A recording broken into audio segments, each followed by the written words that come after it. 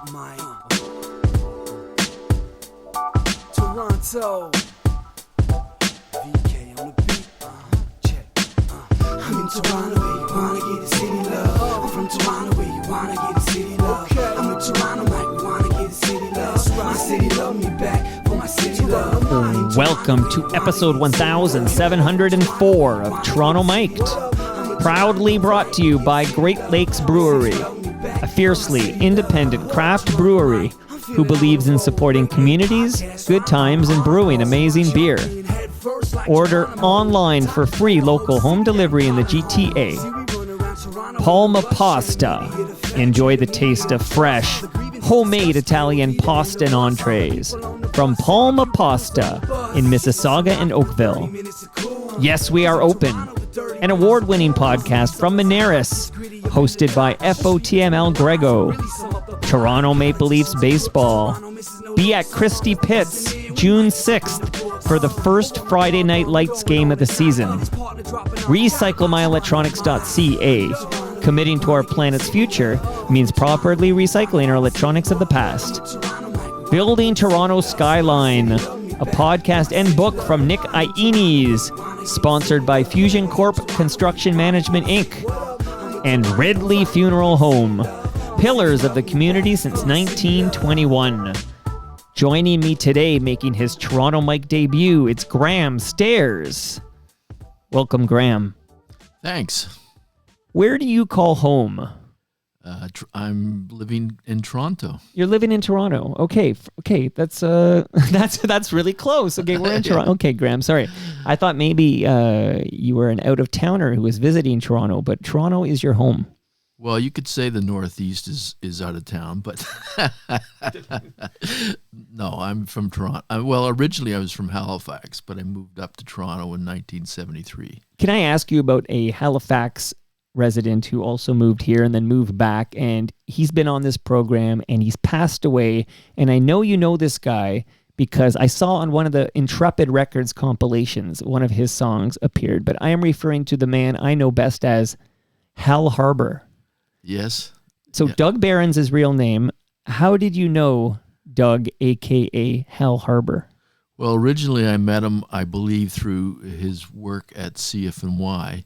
Sure. And we just, I guess because he moved to Halifax and he kept bombarding me with his music because he was kind of a poet. He lived, or at least occupied Lawrence Beach. Like he liked to surf, he liked to write poetry. He loved to surf. To make electronic music.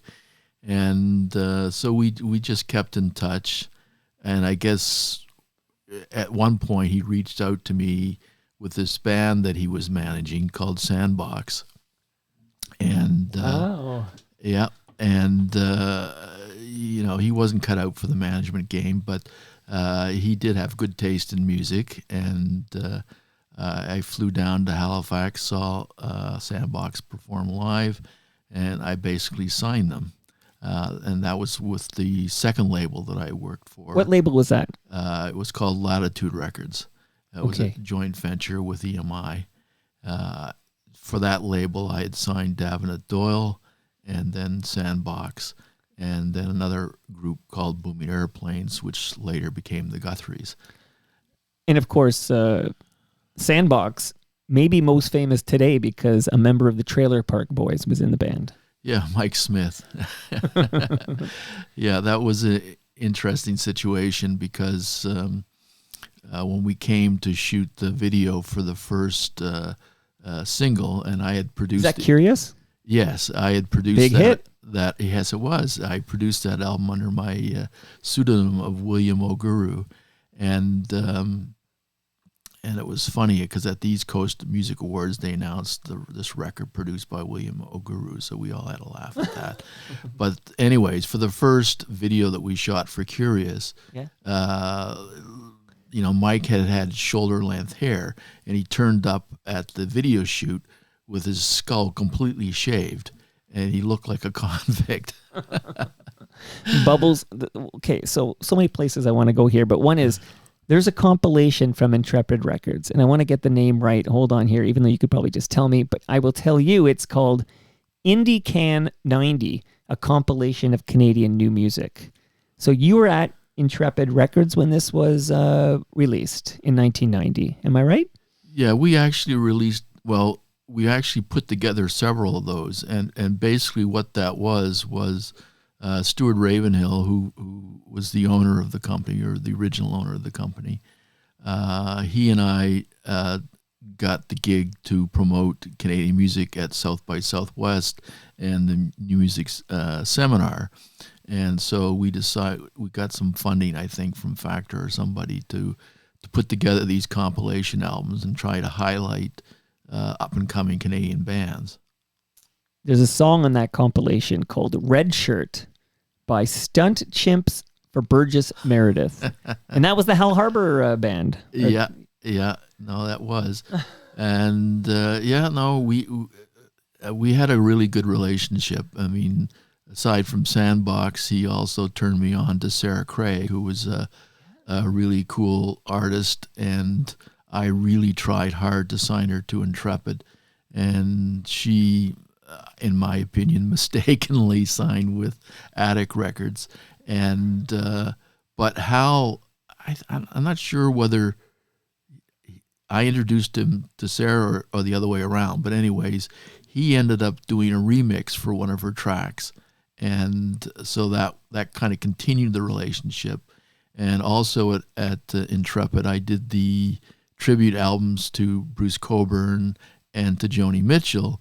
And on the Joni Mitchell album, Hal put together, I forget what he called himself, but anyway, he put together a version of a Joni Mitchell song with a singer from Stranger Than Fiction, who was another act that I had signed to Intrepid. Okay, we're going to get back to the Bruce Cockburn tribute album, as you can probably imagine. And I know we jumped right into it. I'm like, okay, I wanted to jump right into it, and you said Halifax, and I thought of Hal Harbor. But by the way, East Coast Music Awards, again, all over the place, but East Coast Music Awards, the guys from Sloan tell me they never won a single East Coast Music Award. Is that even possible? Like, here I am sitting in Toronto with you, but I can't even imagine not a single East Coast Music Award won by Sloan. Well, I mean, these things are unexplainable. I mean, that sounds like a mistake. What do I know, though, right? Well, in some ways, maybe you wear something like that as a badge of honor. Right. Well, maybe. And Sarah Craig, who I know well, because I used to collect those new music search CDs that CFNY would put together. I think they called it Discovery to Disc, and there was absolutely a Sarah Craig song on one of the ones I think the 93 one with Head. They end up winning this thing, and Hayden's on there, and Lowest of the Low. But yeah, I know Sarah Craig. She was great. Yeah, she was a great performer. It's not that Attic wasn't a good label. I just think Intrepid would have been better for her as an artist, and I think we would have developed her more. Okay, so we're going to get you to Intrepid here, but I'm going to tell you a small world story now that I brought up Sloan, which is they have this Murder Records garage sale every year, and I attended it on Saturday. This most recent Saturday. It was only a few days ago. And I'm at this thing, and it's the usual suspects, like the members of Sloan. Mo Berg is there. But then, surprising to me, because I actually didn't know he was in town, I bump into Stephen Page. And it was great, we had a great chat. And, he thanked me for having the conversation with Mark Nathan, somebody very near and dear to Stephen Page's heart.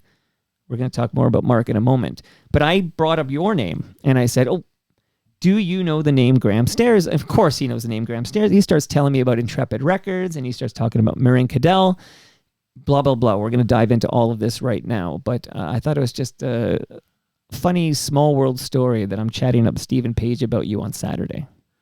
Well, I mean, at the time, the Toronto music scene was a fairly small scene in the sense that there was all this kind of corporate music that was being done by the majors, and there was a whole other scene happening in Toronto that the majors were either ignoring or pretending it wasn't there. And and I had, Stuart Ravenhill had been Bruce Cockburn's tour manager. So, and people were making tribute albums around that time. So he suggested Bruce. And I thought that was a great idea. And he suggested that I go over to meet Bernie Finkelstein, who was Bruce's manager and record label owner, to get all the Bruce Cockburn CDs. And because, I was familiar with Bruce, obviously, but I wanted to dig as deep as I could. You knew the radio hits. Yeah. And so I went over there, and I'm sure Bernie thought that I was just scamming him to get as many Bruce Cockburn CDs as possible. But then when I started playing him some rough mixes from the studio, he realized that this was something that was really cool and that would be, and Bruce had never had anything like this before. I feel like while you talk about it, maybe in the background, if you don't mind, I'm just going to let a certain song maybe brew beneath us here, because I know where this story's going, and I did want to capture this full story. Yeah. Let's listen for a moment, and then we'll get back to you. Don't the hours go shorter as the days go by? We never get to stop and open our eyes. 1 minute you're waiting for the sky to fall, and next you're dazzled by the beauty of it all. Lovers in a dangerous time. Lovers in a dangerous time. These fragile bodies of... There's Stephen right there. Okay, Graham, pick up your story. I want every detail of Lovers in a Dangerous Time and this Bruce Cockburn compilation. Well, the interesting thing is they had a manager at the time, Nigel Best. Turned out to be a prick, but at the time we had a good relationship, and we had done a showcase at South by Southwest, and one of the first Canadian showcases at South by Southwest, and Barenaked Ladies weren't that well known at the time, so they went on first, and they just blew everybody away. And then the last band that was supposed to play was called Junior Gone Wild, but they didn't get across the border. So I asked the Barenaked Ladies if they would come back and play another set, and they said sure. And so I announced to the people that the Barenaked Ladies were going to play again. Everybody in the audience stayed through the whole evening just so they could see Barenaked Ladies again. So I knew they had something, and what I said to them is, like a lot of people in the industry think you're a novelty act. You're not a novelty. You're great musicians, you're great singers. Let's pick a song that I think you could do really well, and I think if you do it well, you're going to get some airplay. And that I'll segue into how we got the airplay in a second. So every other act that was on that album, we had a day in the studio and a day to mix. But because they were playing so much, they could only give me 8 hours. That was it. So what you're listening to right now, that's basically them playing live off the floor. The only overdubs in that whole song is Ed didn't like his harmonies in the bed track, so he re-sang them. And Jim, the bass player, I said, there was a kind of a bridge section that felt empty to me, so I suggested he try bowing the stand-up bass and play almost like a cello part, which he did. So those are the only overdubs on the whole thing. Ed's harmonies and Jim's overdubbed stand-up bass. That vocal by Stephen Page is live off the floor. Probably, if not the first take, it was the second take. Let me let them take us home here.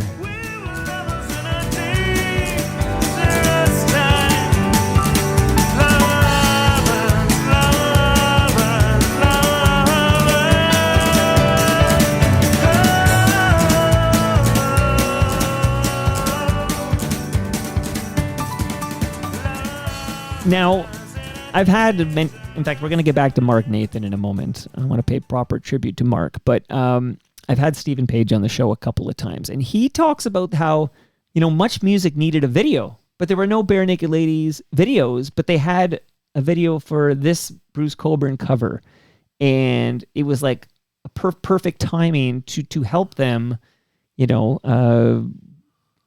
airplay on Much Music. Well, there was a lot of fortuitous circumstances around that song. First of all, we did make the video for that. And if you see in the video, there's a scene where there's some people playing street hockey and somebody yells car. Yes. Well, the people playing hockey were the Rheostatics and the Skydiggers. And so we were kind of holding the single,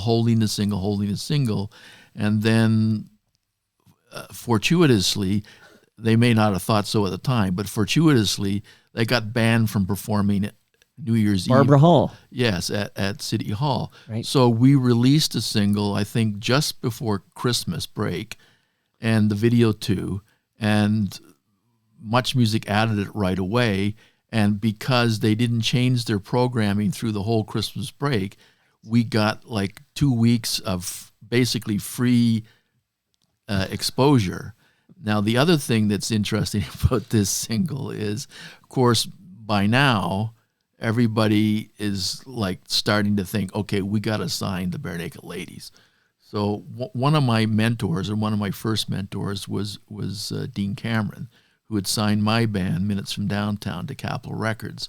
And I said to Dean, look, I can't afford to take this, or we can't afford to take this single to radio, but if EMI works it and you make it a hit, then maybe Barenaked Ladies will sign with you.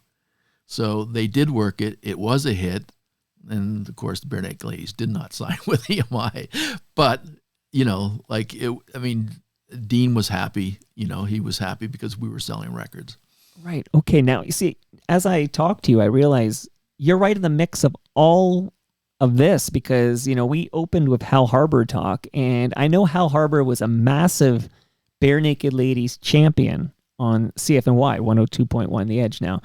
Like, he was the music guy there and really pushing hard with that, the yellow tape. Yeah. So it all kind of connects because we're going to talk Mark Nathan in a moment before we talk about some other artists that were mentioned by Mark when he was on Toronto Mic'd. But it's really all connected, man. Well, we were happy to promote them, and obviously we did well out of the whole deal. But we also, in addition to taking them to South by Southwest to showcase, we also took them to New York to the New Music Seminar to play the Canadian Showcase there. And that's where Sean Lennon, is that right? Sean Lennon is there? Sean Lennon and Yoko Ono are both there. And they played Be My Yoko Ono. Right. I remember talking about that with Steven. Yeah. They were in the audience. It was at the Limelight Club. Wow. Okay. So what took you so long? Okay. So here's what we'll do. I'll let the listenership know that the late Mark Nathan sadly passed away earlier this year. Was it earlier this year? It's all a blur to me now. My goodness gracious. Okay, so Mark Nathan was on Toronto Mic'd for episode 1384. And I'll just read what I wrote at the time. I wrote, in this 1384th episode of Toronto Mic'd, a Toronto Microcast. I was trying a new thing of Mark Nathan where we had shorter, but then I realized I don't like shorter, so I gave up on them.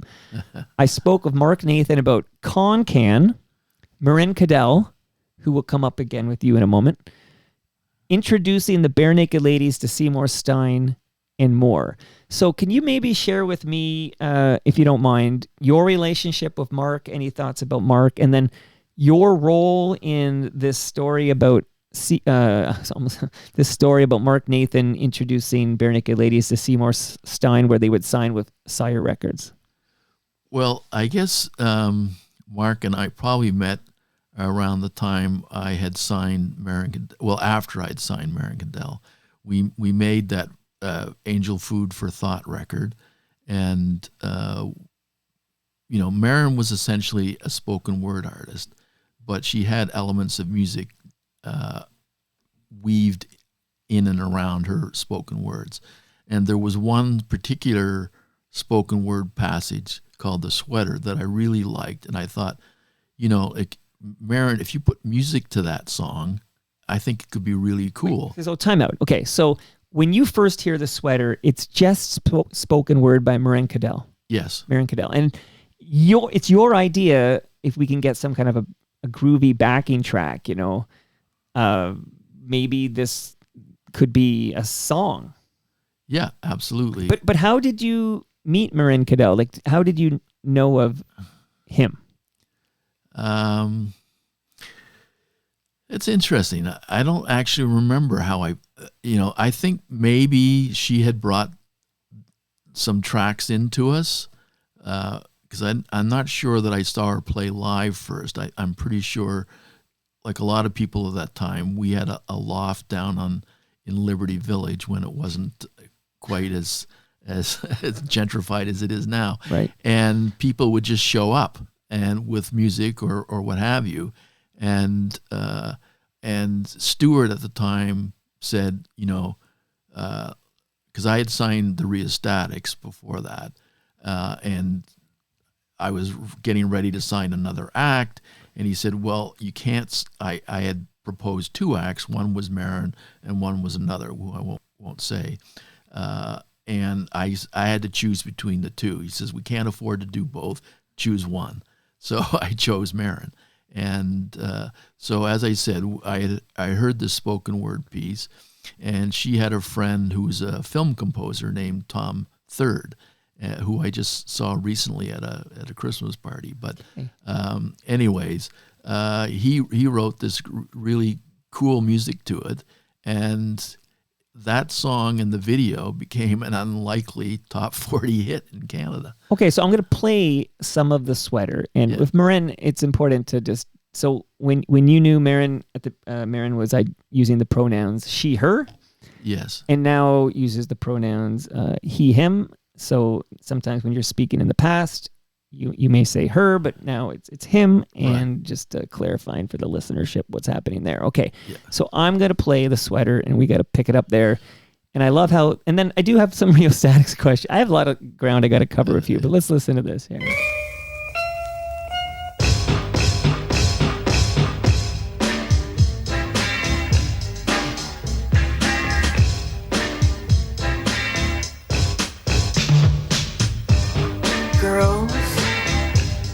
I know you will understand this and feel the intrinsic, incredible emotion. You have just pulled over your head the worn, warm sweater belonging to a boy. Now you haven't had a passionate kissing session or anything, but you got to go on a camping trip with him and 8 other people from school. And you practically slept together, your sleeping bag right next to his. And you woke in the night to watch him as he slept, but you couldn't see anything because it was dark, so you just lay there and listened to his breathing and wondered if your heart might burst. The sweater has that slightly goat-like smell which all teenage boys possess, and that smell will lovingly transfer to all your other clothes. If you get to keep it for a few days, you can sleep with it, but don't let your mom see because she'll say, what is that filthy thing and who does it belong besides the trash man? So you have to keep it under the covers with you. You can kind of lie it beside you or wrap it around your waist or touch it on your legs or whatever, but that's your business. Now if the sweater has like reindeer on it or is a funny color like yellow, I'm sorry, you can't get away with a sweater like that. Look for brown or gray or blue. Anything other than that and you know you're dealing with someone who's different. And different is not what you're looking for. You're looking for those teenage alpine ski chiseled features and that sort of blank... Graham, firstly, your instinct to add a backing track to this spoken word performance was very wise. It really does add to this song. I'm thinking of Suzanne Vega, right? Like it's like, there's this song, but yeah, it'll this Tom Third composition in the background really makes this sing. Yeah, I haven't heard it for a long, long time. I forgot how good it is. Yeah, it was everywhere too. Sort of like, Barenaked Ladies and their cover of Lovers in a Dangerous Time. It just, maybe because I was consuming a lot of much music at the time, and it just seemed to be on high rotation. So, please, okay. So you are actually now maybe you pick up the story again. So you had this idea. Tom Third composes some music. Meryn Cadell does his spoken word over top of the Tom Third composition. And then what? Well, he actually composed the music to her spoken word thing. So her thing was already done. Right. The spoken word was done, and then this music comes from Tom Third upon your suggestion. Right. And so we released it, and it became a hit in Canada. And I think that's where Mark first heard it, because he was a radio guy, and he liked quirky hit songs. But what happened was I decided to take Meryn down to the music seminar and showcase her there. And the showcase went okay, but they also had this thing called the Independent Music Forum or something like that. So basically what it was independent labels from all over the world would come to the music seminar, and each company would have like 5 minutes you could get up and speak, you could play a couple of songs, you could have somebody play an acoustic guitar. I just played the video for the sweater, and it got a very strong reaction. And this is my memory, but Sure.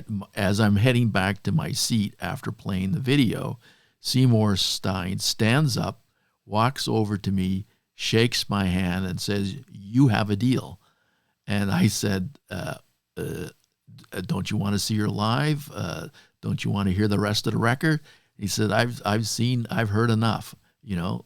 And so when I got back to Toronto, I said to Stuart, "Hey, Seymour Stein wants to sign Meryn." And so that's when Mark really got involved, and Mark, and Seymour's lawyer flew up to Toronto, took me, Stuart, and Meryn out to dinner, and he was Seymour, as he's apt to do, he was singing old 50 songs, and he and Mark were having a great time. And anyway, I mean, they offered us $80,000 US advance, and at a certain point in the evening, Mark said, "I think you guys should go home now. Things are going to get weird." So we said, okay. And so the next day I come into the office, and Stuart lifts up his desk blotter, reaches underneath, pulls out Meryn's contract and says, "I guess we should get her to sign this." And I'm going, "What? You haven't got her to sign the contract?" And for better or worse, Meryn decided to sign directly to Sire Records, and took the $80,000 advance from Seymour. And recorded Angel Food for Thought for the label. No, we had already right. We already Intrepid. recorded it. Right. What she ended up doing was recording a second album, which I forget because I wasn't involved. But anyway, she recorded a second album, which I think she produced herself, or at the very least A&R'd herself. And unfortunately, it wasn't. It didn't do as well as the first record. Well, I'll tell the listenership and you too, Graham, that I've had communication with Meryn after the Mark Nathan episode dropped. Meryn listened, and as you did, and Stephen Page and others were very interested in this conversation. But Meryn has committed to visiting the basement. We're just when he's up to it, and it's imminent, but maybe not necessarily next week. But this is going to happen, and then we'll get the story of what exactly happened there. But through this experience, you become friends with Mark Nathan, right? Yep.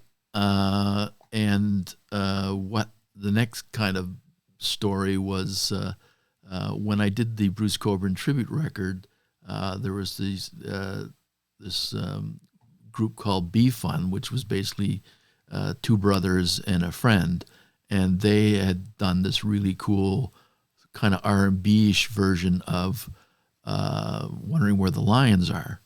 And I really liked them, both as people and as artists. And so did Mark. And I mean, because we had signed National Velvet to EMI in the States, I knew this black A&R guy there, the only black A&R guy I knew, and he had moved over to Arista Records with Clive Davis.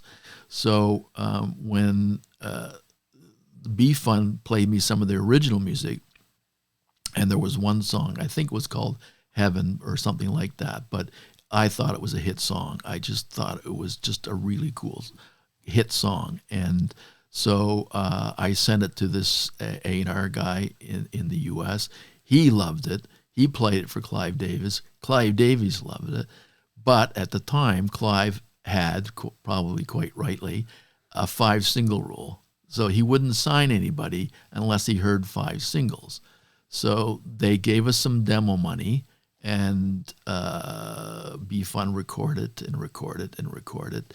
And unfortunately, for at least as far as Arista goes, they never came up with those other hit singles. But Mark, I think, was doing promotion, or he was working with Modern Records at the time. And he suggested that if they would record this Todd Rundgren song, that they could get signed to Modern Records. And unfortunately, the guys didn't want to do that. And so it kind of all went away. But Mark and I remained friends and kept in touch. I know Mark was rather unwell near the end of his life. When he was on my show, he told me a list of things wrong with him, and I was surprised he was still able to record with me. He's saying, I'm on dialysis, this is going on, that's going on. Yeah. So it wasn't, I take it wasn't a great shock to find out he had passed, but from all accounts, he was kind of a larger-than-life character, and I'm wondering, do you miss Mark Nathan? Of course. I mean, I miss all characters. I think that's something that's really missing in today's music business, without sounding like an old fart. But, you know, there were a lot of characters, and what I call music people. And, you know, like Dean Cameron was one, Bernie Finkelstein was certainly another. You know, there were a lot of people like that who really invested in Canadian music, both emotionally and financially. And I just don't see those kind of characters around anymore. Well, we got to capture these stories from the survivors. Shout out to Bernie, who's an FOTM. He's been down here, still with us. So Bernie Finkelstein, long may you run here. Well, it's a funny story about that. You know, like when Bruce Coburn and Bernie first got together, they didn't have a contract, and they still don't have a contract. So the running joke between the two of them is they don't know how to stop because there's nothing written down on paper. So they just keep going. And he's in his, Bruce is in his 80s now. He just turned 80. Well, you have something in common. Yeah, just turned 80. Because today you're rocking a cane. You fell and you needed a cane now. And when I saw Bruce at the Massey Hall a couple years back, he had the double cane going on. Yeah, no, I was at that show. Yeah, I mean, I thought when he walked onto stage, I went, oh. But it was probably one of the best shows I've seen him do. You know, he's like, he has very high standards. So he's not, if he feels he can't perform to the standard that he has, he'll stop. But so far, he's still performing at a very high standard. I got a bunch of questions for you here, Graham. One is maybe just to get to know you a little better. How do you end up at Intrepid Records? You were there, I guess you got there in 1988. It's like, so who are you how did you end up doing that? This is like your first A&R gig, right? Yeah. Well, how that happened was I was a musician before that, and I had a band called Minutes from Downtown that Dean signed to Capitol Records. And we put out one record. We toured across Canada. And then we came back, and we made some more demos for a second record, but we weren't really the tour. I think Robert Fripp once said, touring will either pull you together or tear you apart. And in our case, it's kind of tore us apart. And, Dean said to me, you got good ears. You should be an A&R person. And I said, okay, well, give me a job. And he said, well, I can't give you a job right now, but I just did this joint venture deal with this expat Brit, Stuart Ravenhill. Call him. So I called him. He said no. And so I called him every week for 7 weeks. He kept saying no. Right. And then on the 7th week, he asked me, do I have a driver's license? And I said, yes, of course I have a driver's license. Great, because I just got busted for driving under the influence, and I need somebody to drive me around. And so I used that to kind of get my foot in the door, and then I would start sharing music with Stuart, and eventually he heard something that he liked that I had brought to him, and he said, okay, you can sign that act, and that act was the Rheostatics. So let's talk a little bit about the Rheostatics then. So you signed the Rheostatics. What did you bring to Stuart that you liked that Intrepid would sign the Rheostatics? Well, I had actually met the Rheostatics when they were still a trio of high school students. And in Etobicoke, right? Yes, that's right. And they'd done their own version of My Generation by The Who. And it was kind of it sounded like Talking Heads. I mean, they had obviously not really arrived at their own sound yet. And Gary Topp had introduced me to them, and they had opened for my then band Popular Spies. And so, years later, when I'm doing A&R at Intrepid, as I said, people would just walk in, and they had made a record called Whale Music. No, sorry, not Whale Music, the one before that. This is the one with the Ballad of Wendell Clark on it, right? Here, you keep telling the story, and I'll get the facts. The Melville album. Right. Yeah, so they brought in the Melville album. I really liked it, and we licensed it from them. And we got a fair amount of attention, and they Jeff Kulowick, who was working at Warner Chappell Music, signed them for publishing. So the two of us kind of doubled up, and we started hitting as many American A&R people as we possibly could. And we got a fair amount of traction, but we didn't quite get all the way. So then it came time to record their second album, or the second album for us, their third album, because I think their first album was called Greatest Hits. No, that's correct. You're absolutely correct. It was called Greatest Hits. And so they brought in 52 demos for Whale Music.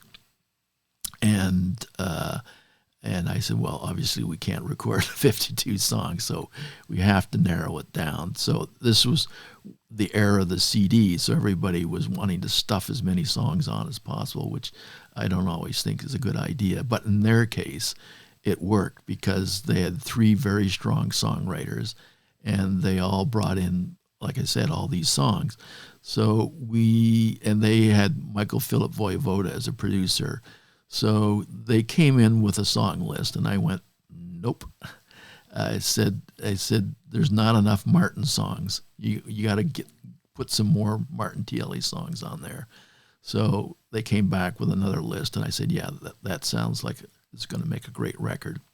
I remember when Jeff Merrick was here, he just demanded I play Dope Fiends and Booze Hounds. So.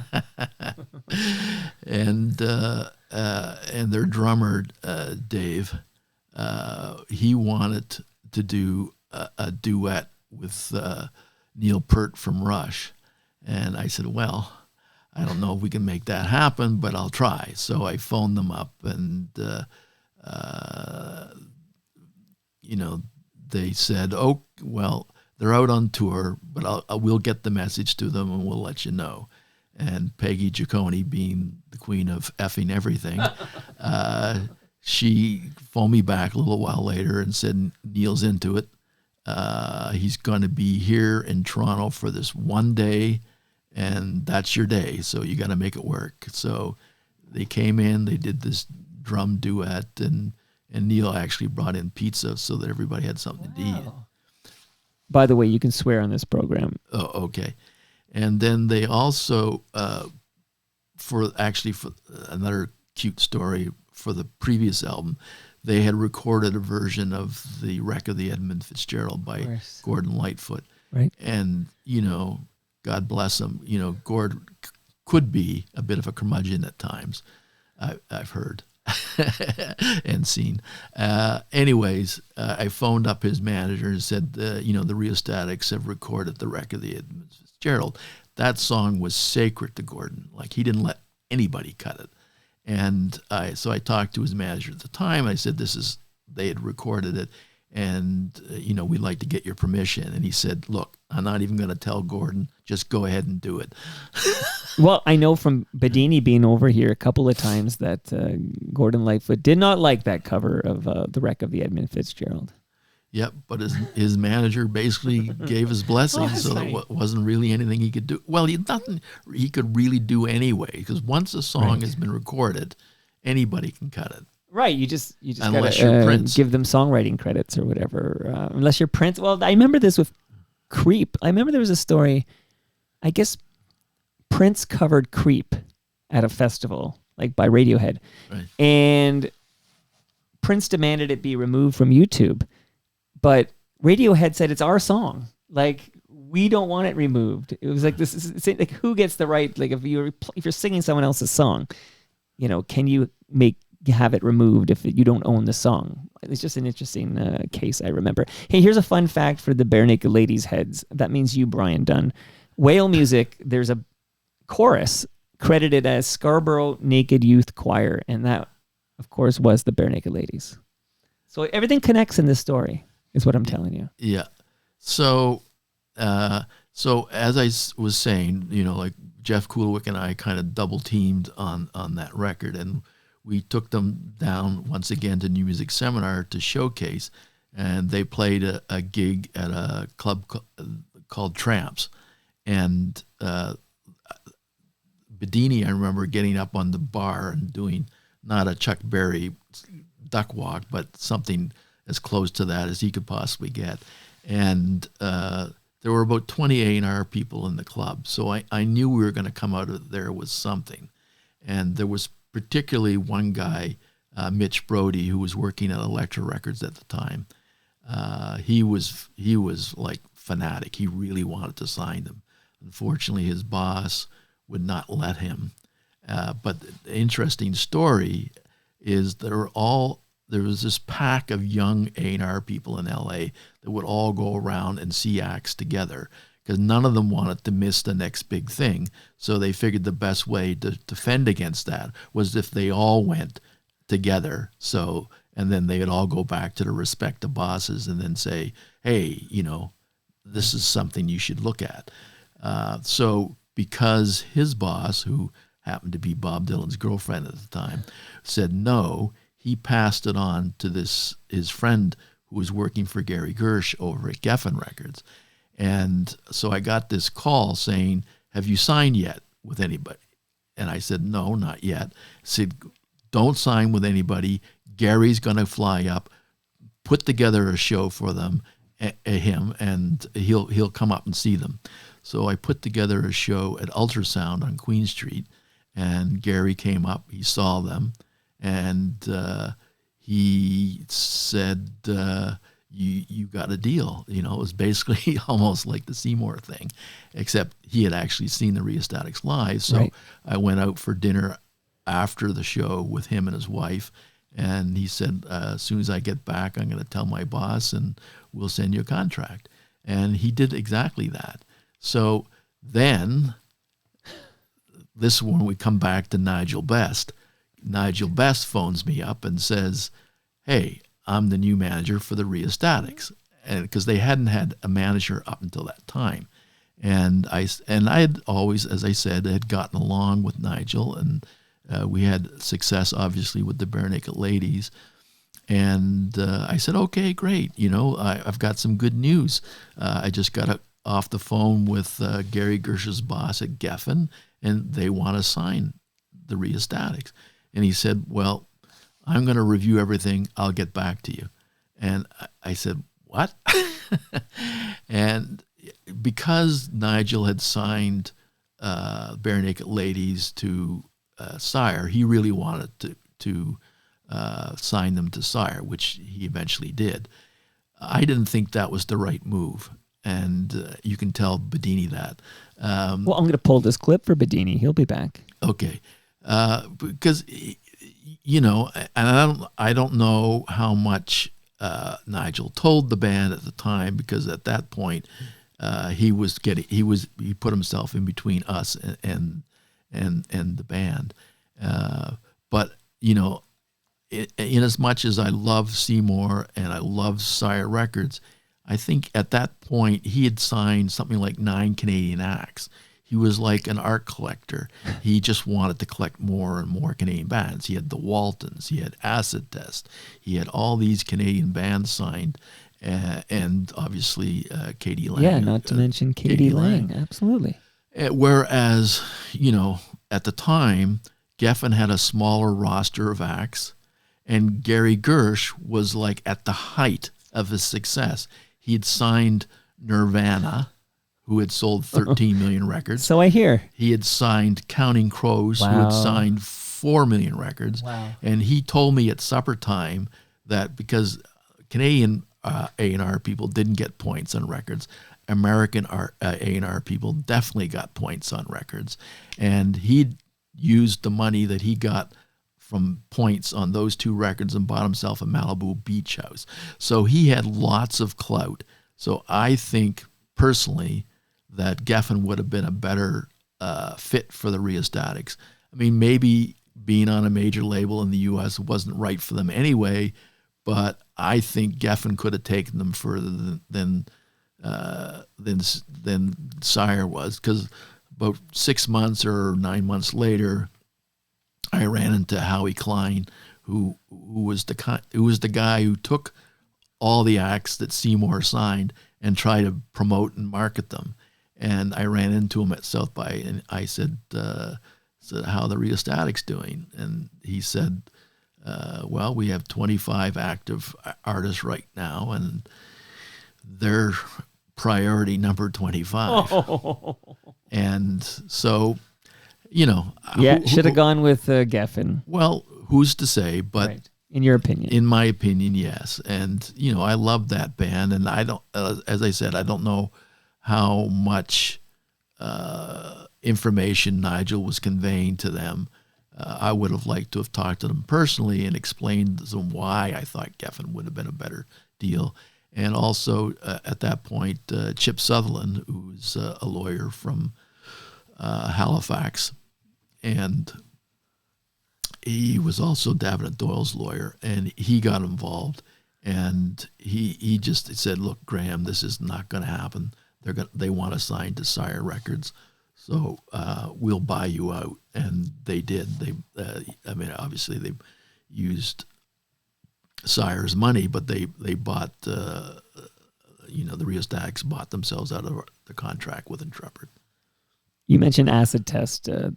The couple from Acid Test has been over a couple times, but I just want to shout out the song Mr. Skin, which I loved very, very much, okay? And that was on... Highway 61. Yes.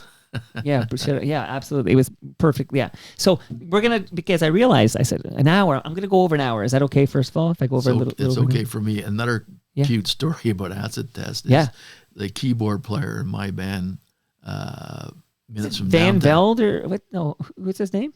The keyboard player in Acid Test, right. I think he was the keyboard player. He was the nephew of the keyboard player in Minutes from Downtown. You see, it's such a small world, especially the Canadian musical landscape. Okay, and I love the fun fact that the Waltons were signed to Sire, which I wasn't sure. I had Lick My Tractor. I love that Naked Rain song. So big hit. So to recap real quick here, Intrepid. Okay, so you're at Intrepid.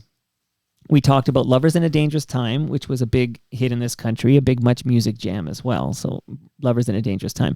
You signed the Rheostatics, National Velvet, Meryn Cadell, and there's a band that's been over, I want to ask you about in a moment. But before I say that name, you co-managed Chalk Circle. Is that right? That's correct. Did you ever hear my Chris Tate story? I can tell you some Chris Tate stories. Okay, let's do it 90 minutes on Chris Tate from Chalk Circle. We're still good friends.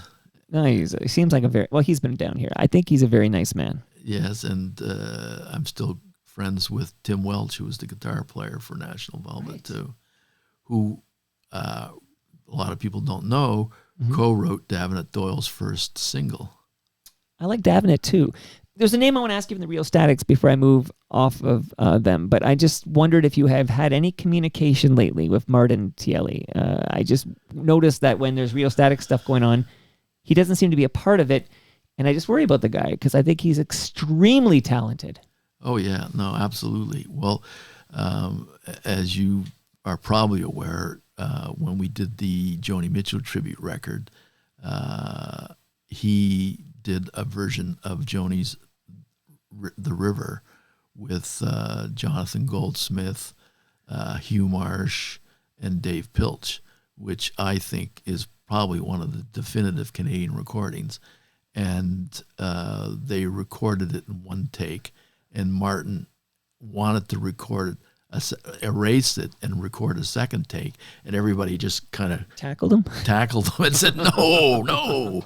So that was a first take. But yeah, I mean, well, that's like I said, when we were doing Whale Music, they said they came in with 52 songs, and I didn't think the initial track listing represented Martin enough. I thought he was a genius. Yeah. And many share that sentiment, including the great Robert Lawson, official fact checker of the Toronto Mike podcast. Right. And so the last time I think I saw him was Jeff Kuliwick, who then bought True North Records from Bernie.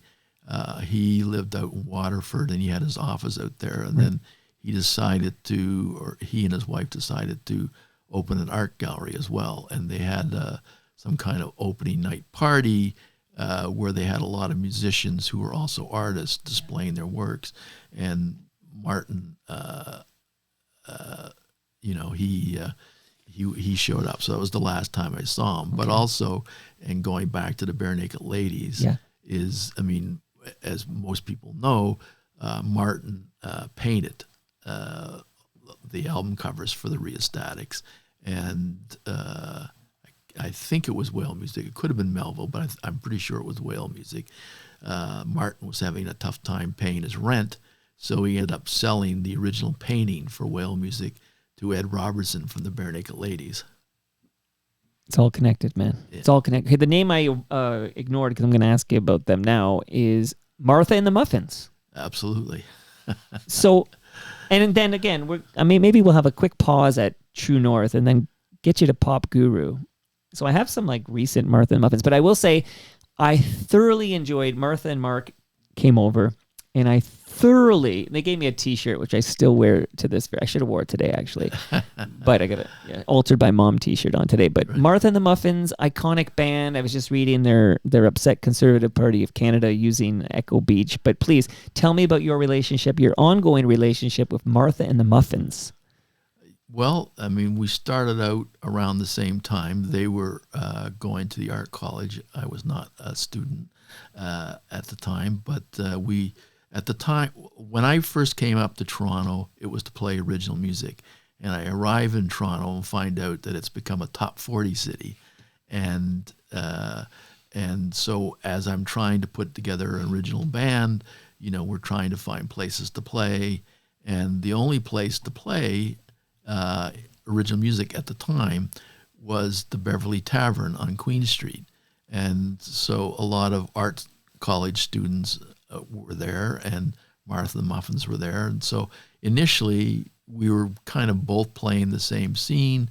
I was a fan, and that's kind of where we kind of left it. And then when they made their The World is a Ball album, they recorded that album in Bath in England. And after they finished the album, they decided to stay there. And so they lived there, I think, for 2 years. and they had their own studio, and they were recording,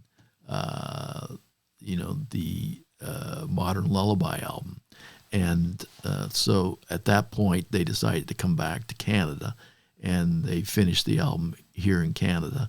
And they started shopping it around, and they arrived at my door, and I said, of course, I will absolutely sign them and release this record. And then a couple other things happened. Martha said, "Oh, by the way, I'm pregnant and we won't be touring." So if you see that first video from the album, I think it was Rainbow Sign, all the shots are Martha from the kind of the shoulders up. Sure. Like she's standing in a field of tall grass or whatever. But it was an absolutely brilliant record. Still one of my favorite records of theirs. And then things kind of goes a bit south in the sense that Stewart decides he wants to return to England, and he sells the label to this trust fund baby from Winnipeg, who is a complete and utter idiot and has no idea what he's doing. And so unfortunately, the Martha and the Muffins record didn't get promoted to the extent that it should have.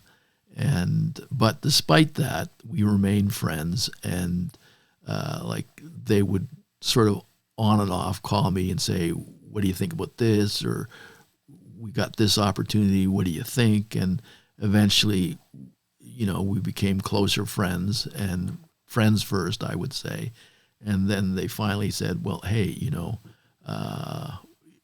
after I left True North Records, because I worked there for 5 years, kind of in the middle of Pop Guru, we made it official, and I signed them for management." Well, I'm going to play, at the very end of this chat, I'm going to play some more recent Martha and the Muffins and ask you about it. But I realize as we're talking about all these, Voivoda, and we're talking about Rheostatics and Barenaked Ladies and all these cats, and I look over to my right and I see I've got a Sam the Record Man.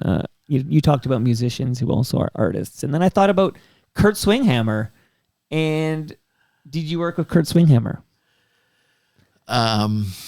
I know here, the only reason I ask is because he does show up in that, when I opened up this chat talking about that indie, Canadian indie compilation. Right. Kurt's on that. Yeah, he actually he did a track on the Joni Mitchell tribute record. I believe it's "I'm a Radio." So I work with him in that sense, and obviously knew him, and he was part of the scene as well. What about Blair Packham? Any Blair Packham experiences? Well, we were both signed to Capitol at the same time. So I knew the Jitters, right? Yeah, the Jitters. Okay, more top 40 nonsense from the Jitters. What's going on here? Okay, so why does it? I mean, it sounds like this trust fund guy in Winnipeg that you referenced there, but why do you end up at True North with Bernie Finkelstein? Well, just to finish off Intrepid, right? I made one more record there that I really liked by a group called Railtech. And they were cool because they were kind of combining electronics and rock and roll and dance before anybody else was really doing it. And they actually had our top 40 hit too, Living in the Real World. Anyway, so after I couldn't stand working with this trust fund baby anymore, and so I quit, and I ended up, Dean asked me to talk to this guy from Newfoundland, Fred Brokenshire, who owned Fred Records in St. John's, because he was doing a deal with him, because at that point, there was a lot of successful acts coming out of the Maritimes, the Rankin family and people like that, but Dean wanted something more contemporary, and he felt that Fred had a good handle on the East Coast, but he didn't have any experience running a record label or signing acts. And so Dean hired me, and as I said, I signed Sandbox and Davenant and Booming Airplanes. And then eventually, because we had so much success, EMI bought the label, and I ended up working for a year for dean at EMI. But I realized that at that point, I wanted to start my own company. So I started. That's Pop Guru. Yeah, I started Pop Guru. So, we started off and I signed maybe half dozen acts and we got off to a good start. But then at a certain point, either bands were breaking up or, there was just, things were kind of stalling. And I was in Los Angeles meeting music supervisors on this Ontario export sponsored trip. And Bernie had come down as well. And if anybody knows anything about Bernie, he doesn't like to eat alone. So he came in for breakfast and he saw me and he asked if he could sit down. And we got to talking and he said, well, I just fired my A&R guy. Would you be interested in the job? And also, I've been with Sony, distributed through Sony Music for the past 2 years. I want to take the label back and just set up independent distribution in all these various countries. Can you do that? And I said, yeah, I can do that. And there's not many people I would have said yes to, but Bernie Finkelstein was one. Wow. If I was going to work for anybody else in Canada, it was going to be for Bernie. And we had a good run. We had a good run for 5 years until he sold the company to Jeff. And I really cherished those 5 years because, not only was Bernie a true mentor to me, he became a real friend, and we're still friends. And we're still partners in a publishing company. Tell Bernie, Toronto Mike wants to talk to Bruce Colburn. We've been working on this for a long time. Bernie, who loves the show, by the way, and has literally been in the basement here for a deep dive. But pass that on to Bernie. I will. We're going to close with some Pop Guru talk here. I have a Garmin watch, and basically it knows my age, obviously, and my weight and my height, but it measures my heart rate and it knows when I'm working out and stuff because it's measuring my heart and things. But it keeps telling me, it just told me my age is decreased because you have your real age, your chronological age, and you have the fitness age. And I'm down to 42 years old now in the fitness age. And I just got a buzz and I looked over and it's oh, my age decreased. I'm aging like Benjamin Buttons. I'm aging in reverse. Okay, so because I'm aging in reverse, I'll probably never require the services of Ridley Funeral Home, but it's good to know they're there. So I have a gift for you.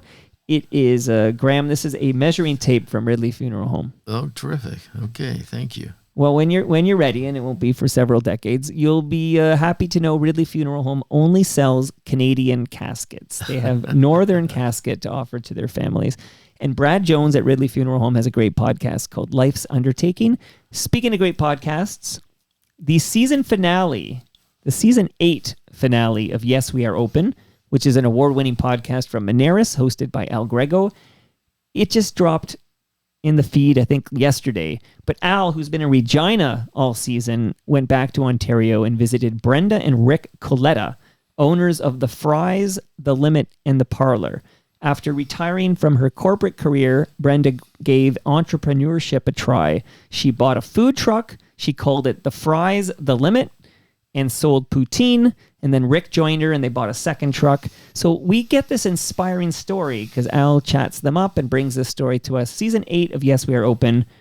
Graham, you got to subscribe to that one. Okay. And while you're subscribing to great podcasts, Nick Iones has 2 great podcasts I just want to tell everybody about. One is called Building Toronto Skyline. The other is called Building Success.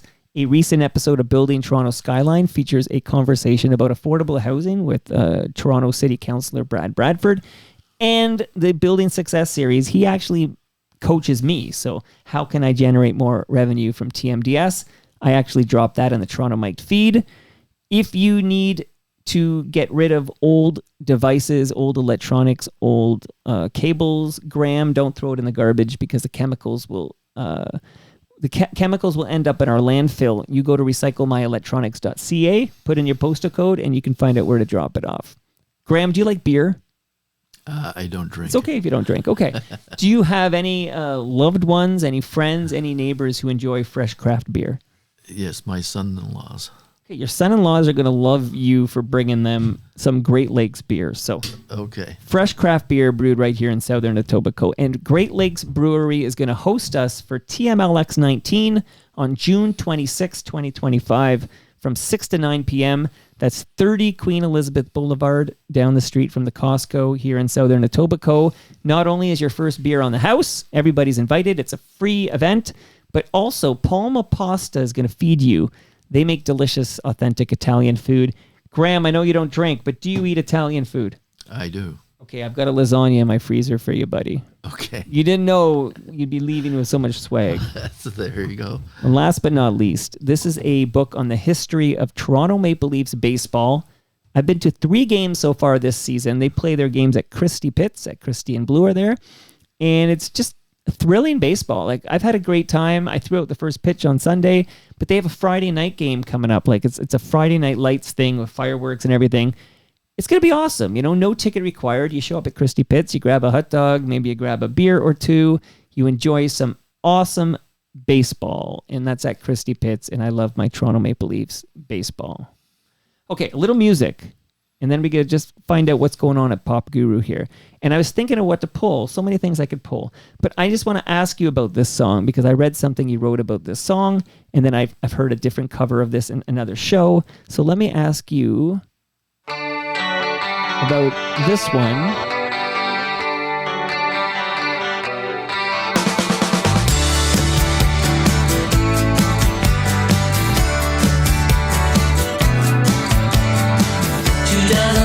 Dirty lovers must be a sucker for it. Cry, cry, but I don't need my mother. Just hold my hand while I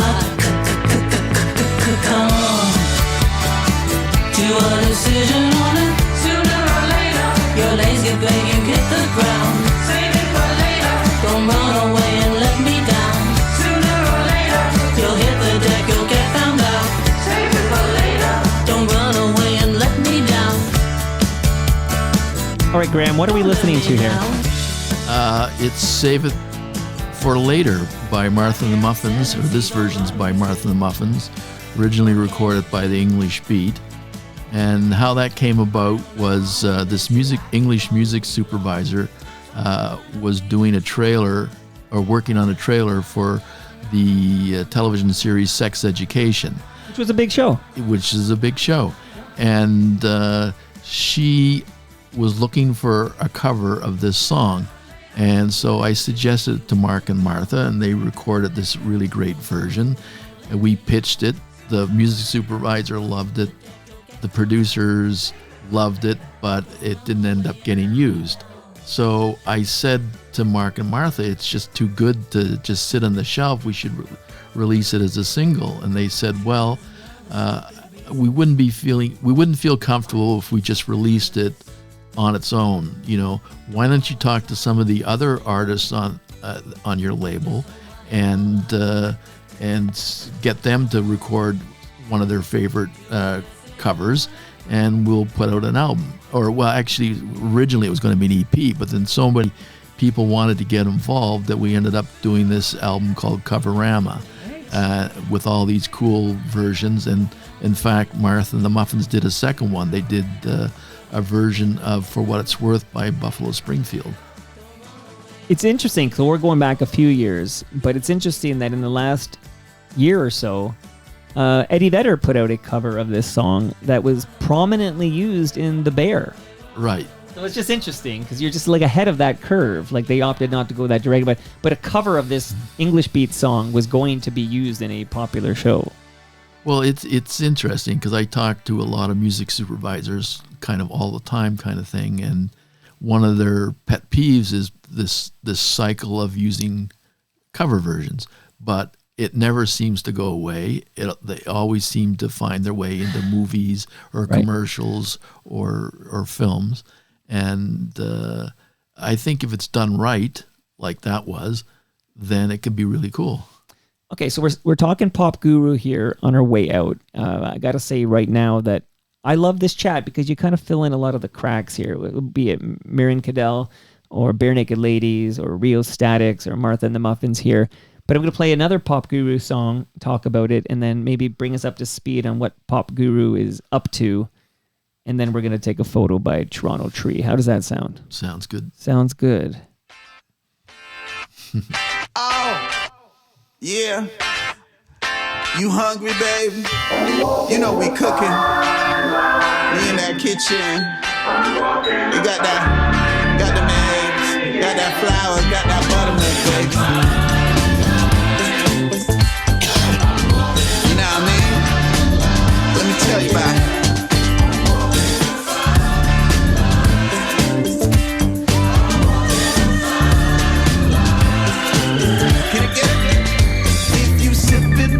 Trippin' when we dippin', on we mission. We be cooking in the kitchen, ain't no fishing. We be tippin', be steppin' on the kittens. Don't be reppin' what you wishin'. Don't be messin' with the recipe. Read it how it's written. Hit ignition, get the fixin'. Yeah, everybody pitchin'. Stop your bitchin' and your snitchin'. Why you ditchin'? Why you switchin'? That whiskey in the syrup, stir the pot and get to mixin'. If we pitchin', watch your diction. Keep it real, not your fiction. If you cookin', if you grow, then my partner, you should listen. If you looking for the snow, we got that Rudolph Donner Blitzen. 1, 2, 3, 4,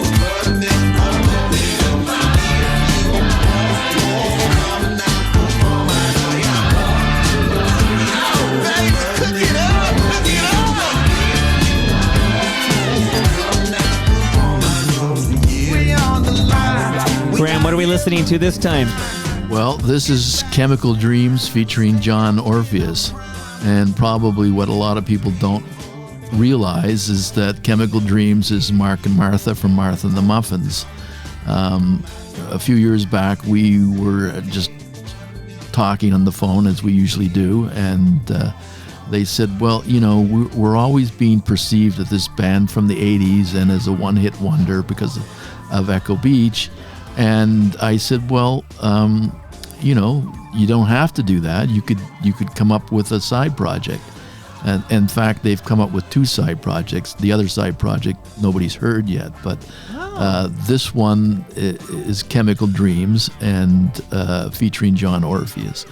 And a year or so back, it was another kind of one of these things. A music supervisor had sent me a brief for a car commercial, and I said to Mark and Martha, why don't you get together with John and see if you guys can come up with a song for a car commercial? And they came up with this great song, not this one, but the previous single by Chemical Dreams featuring John Orpheus. And I said, "Oh, this is too good. We can't give it for a commercial. We're going to put it out as a single." So, you know, Mark and Martha and John have just become a mutual admiration society, and they love working together. And you know, we'll at some point we'll put out an EP of Chemical Dream songs. And how's Martha doing? She's doing pretty good.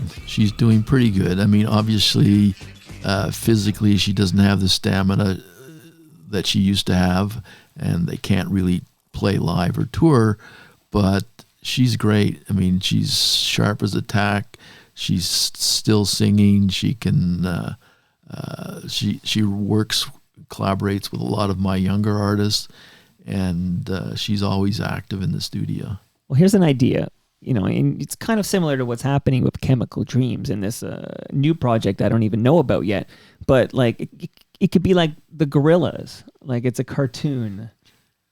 You're way ahead of me. You've probably already on this. But like, yeah. So it's sort of like it Blur's, instead of, you know, the old guy from, you know, 90s band Blur, your cartoons. Or CanCon. I don't know. Yeah. No, anyway, Chemical Dreams and John Orpheus. I know this gentleman. I think he did something with Sean Jones, who's an FOTM, but I've heard a lot of his stuff, and it's great. So on our way out here, bring us up to speed maybe on what's happening with Pop Guru. Well, you know, there are some acts, like 2 years ago, we had the 25th anniversary of Pop Guru, and I had signed Martha and the Muffins and Grand Analog at the time. Now Dario is a solo artist. So I've been working with both of them through Pop Guru for 18 plus years. And, so Dario has just recently collaborated with Mad Professor, who did a dub album for Massive Attack. And so he's got a couple of projects on. He's got a new EP coming out. He's got an EP that he's working on with Mad Professor, and he's got an album that will probably come out next year. John is going to record a new album. He's also an author, and he has signed a book deal with Simon & Schuster, and he's got a book coming out called Black Cherokee in August, and he's going to be working on an album that's more stripped down, so more of an acoustic album that showcases his Caribbean and African roots. Alex exists. He's going to be recording a second album. He's written most of it now.